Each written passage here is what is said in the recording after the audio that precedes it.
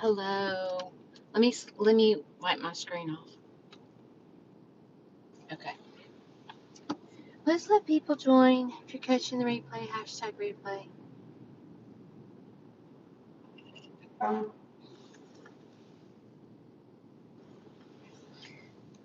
I'm at the pharmacy waiting for my prescription to be filled.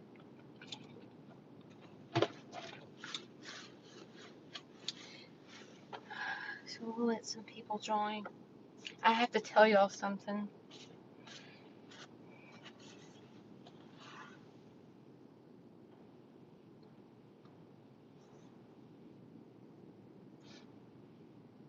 I have to tell y'all something. Let's let some people join.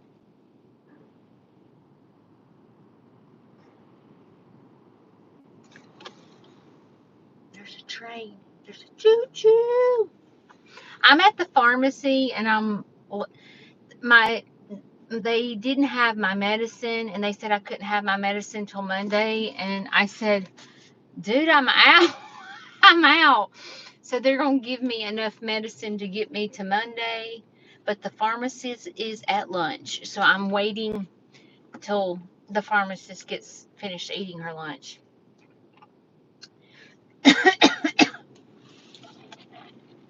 McAllister's got these cute cups. Not McAllister's, Nukes. Aren't they cute? It's a protein shake. I got a protein shake this big.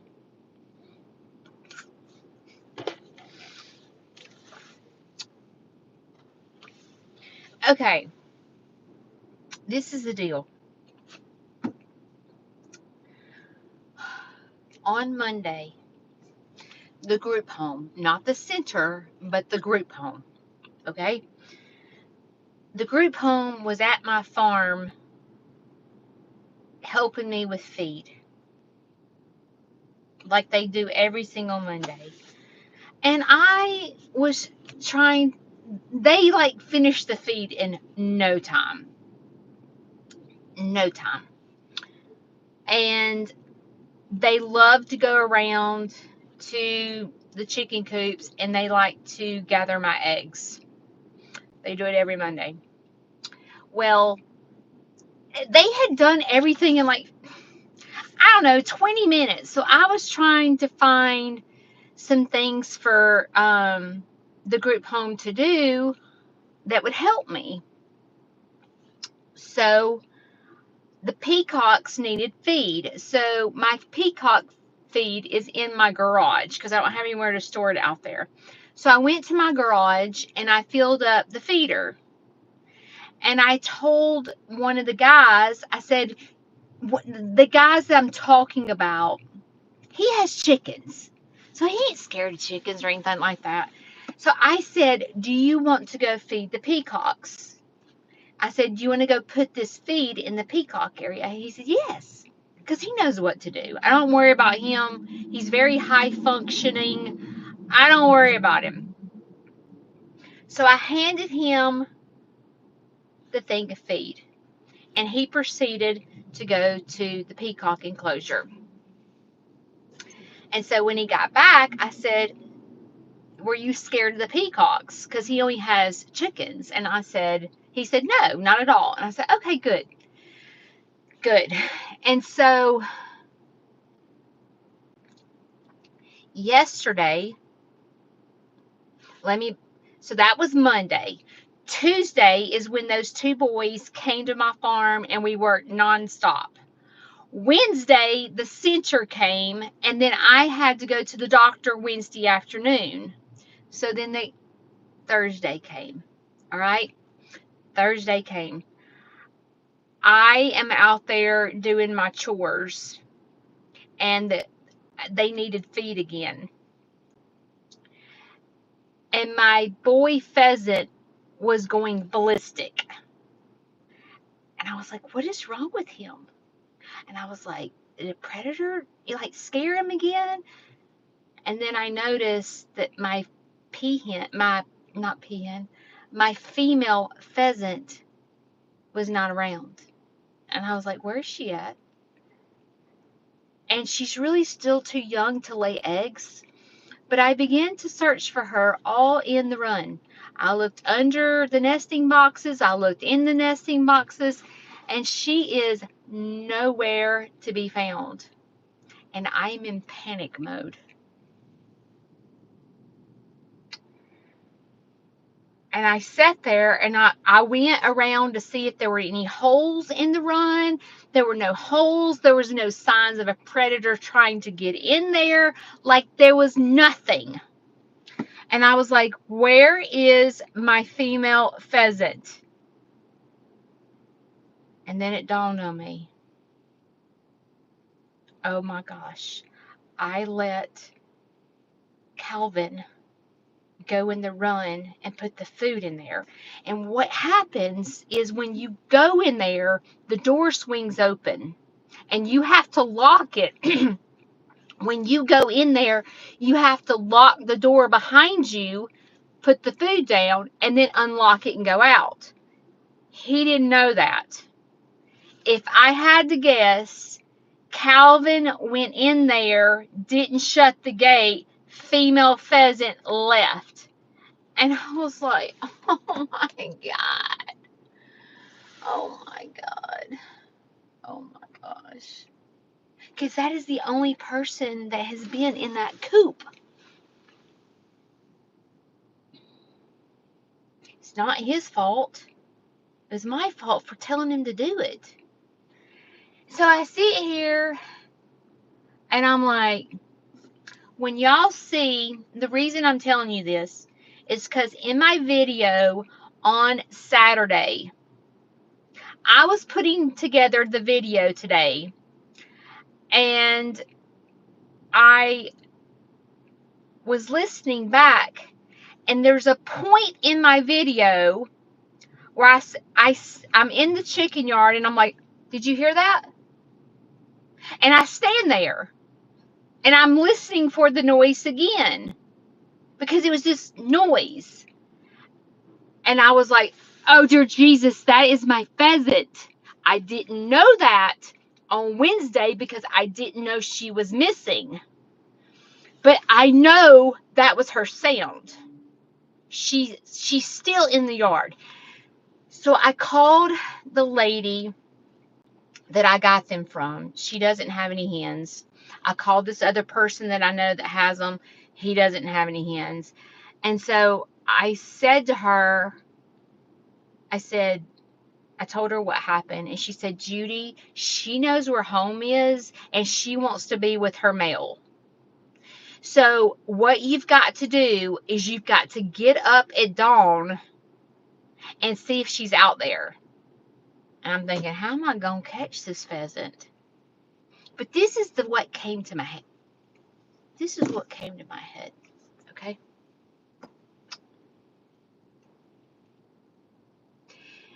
For you guys that follow me, that know me, you know in the past month, the USDA made this Alabama law that if you have pheasants in an enclosure or you have peacocks in an enclosure and you're open to the public, it's against the law. As if we don't have something else to worry about, but this is what the Alabama law has decided to do. And I thought in my head, okay, so what the Alabama law is telling me is if I free range my pheasants and I free range my peacocks, it's not against the law and I could stay open. And when I realized that my pheasant got to free range, she's gone. And I thought in my head, the USDA wants me to free range my pheasants. Do they have pheasants? Like, do they understand, like, the habitat of a pheasant? Do they understand, like, you can't free range a freaking pheasant?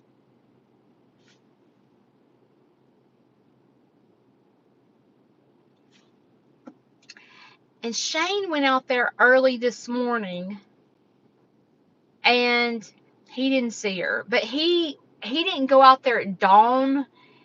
He went out there, I'm going to say, probably a little before 7. So it was already daylight. But she left on Monday. Today's Friday.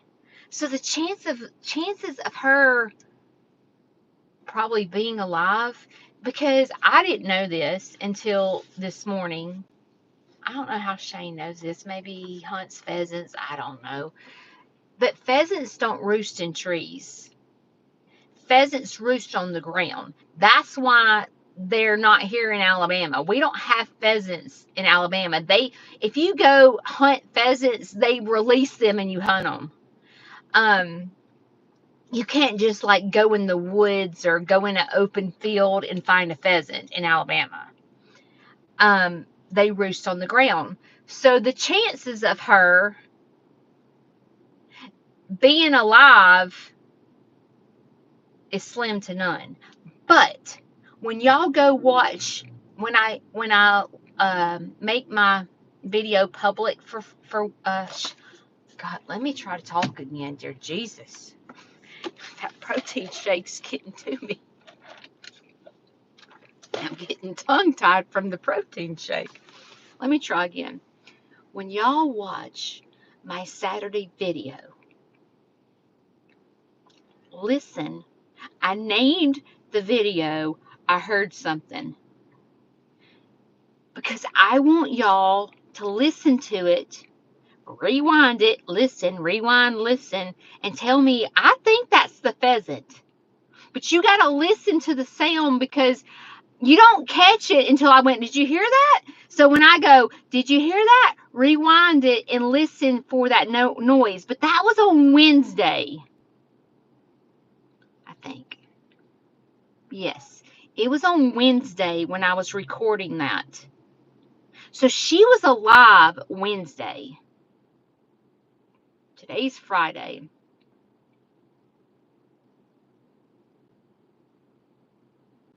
What is the likelihood of me being able to catch this pheasant if it's on the ground? I told Shane that I was going to go to Walmart after I got to take Larry his lunch. But I'm going to go to Walmart this afternoon and see if they have a net. But see, I got to have a net that's little, like that doesn't have big holes, because a pheasant's not that big. So I'm going to go to Walmart and see, or either Dick's, and see if they have a net, a fishing net that's like not big holes, so that I'm going to get my butt up at the crack of dawn in the morning and I'm going to go hunting. Never been hunting by myself a day in my life, but I'm going to get up and get out there about 6:15 in the morning. And I'm going to sit off to the side. I'm going to put some scratch out there. I'm going to sit off to the side, and I'm going to see if I see her. And if I see her, I'm going to pray to God that I catch her with that net. It's so upsetting. I told Shane, I said, you know, the hardest part about having volunteers and getting them to help me is, like, what would really help me is for me to not be there with them and go, oh yeah, go clean my chicken coops. Oh yeah, go feed my animals, and me go sit in the house and rest. But see, that's not how it works. When I have to when volunteers come to my farm, I have to physically be there. You know, like when kids get community service hours, that means I got to work nonstop for 8 hours. I don't get to rest. I have to get the 16 hours of work just like they get the 16 hours of work. It's not like I can go take a nap. You know what I'm saying? And so, like, when the group home comes to my farm, it's not like I can go lay on the couch and go, y'all go put out feed. Say it. So, like, it's almost like when I have volunteers, it really doesn't help me. Honestly, it doesn't. It does not help me at all. Because there's no way in Hello Cthulhu that I would let someone go out in the big farm area that does not know the animals. That would be a huge liability to me. But even in, like, let's say if someone doesn't know the jail, the pigeons and the pheasants live in the jail. Well, when they go in the door, which is how you go in, if you don't know there's pigeons in there and you don't, if you're used, let's just say the group home goes in there. Well, they're used to chickens. Chickens come back to the coop. And a pigeon will come back to the coop, but a pheasant, it's not coming back to the coop. They're not. So it's just, I'm glad that my farm can offer volunteer hours to help people that need it. Like Desiree comes to volunteer to build her resume. She is trying to build her resume to find her forever job. And so I'm glad that I can provide that. And I'm glad that kids can come get community service hours. I'm glad that the center and the group home can come help me, but I don't get a break. I don't. Like, you know what I'm saying? And when I do think that I can try to get a break and go, hey, you go put my feed in the peacock enclosure.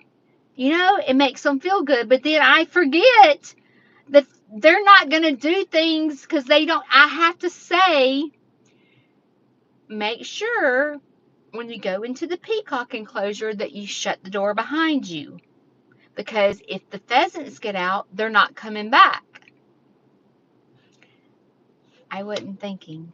This is my fault. This is not his fault. It's my fault. He didn't know. You know what I'm saying? He had no clue that that would happen. So, anyway, there's a pheasant on the run. So sad.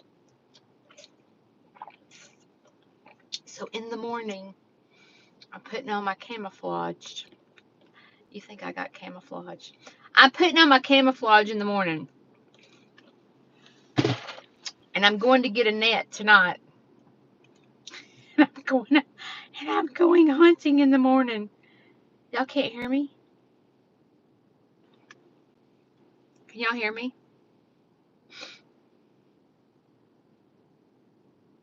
That's a freaking scam.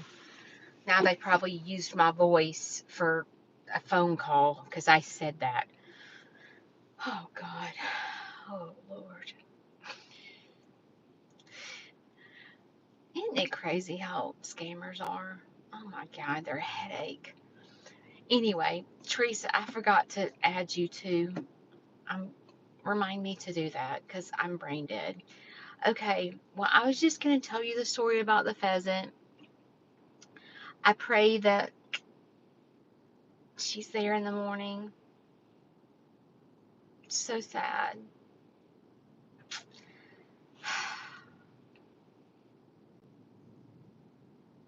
And if you could see, it would be like if something happened to Jill or something happened to Jack. When they're a pair, they mourn.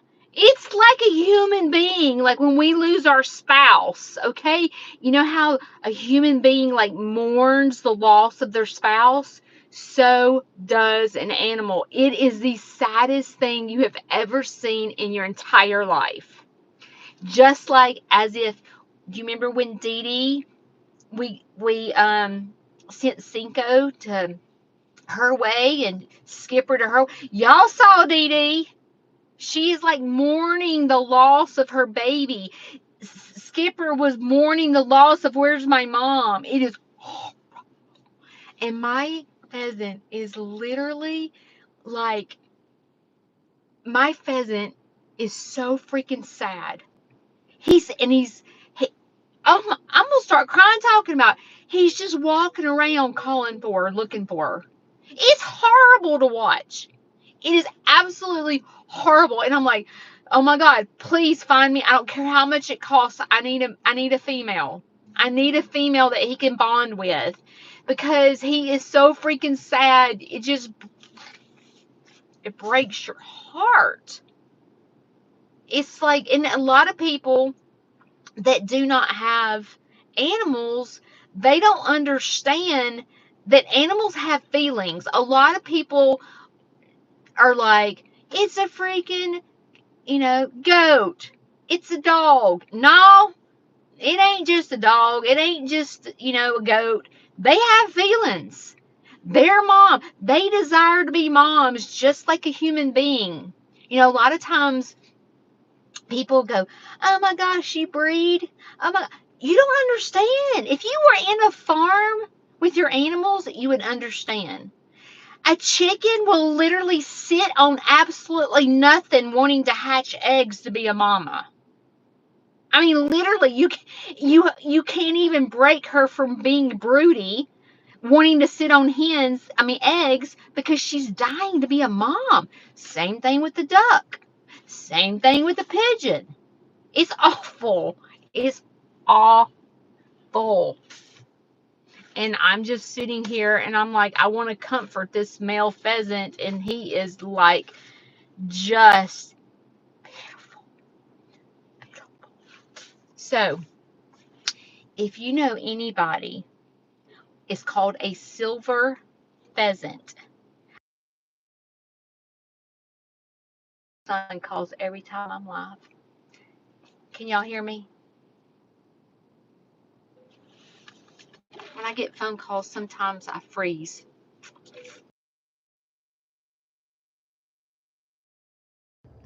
I will pay for it to be transported. I will pay, like, I will do whatever it takes to get him a woman back in his life so that he is not depressed. So if you are from out of state and you're like, oh, I know somebody that breeds silver pheasants, I will call a transport. Like, I need a female pheasant really, really bad for this boy. He is mourning the loss of his woman.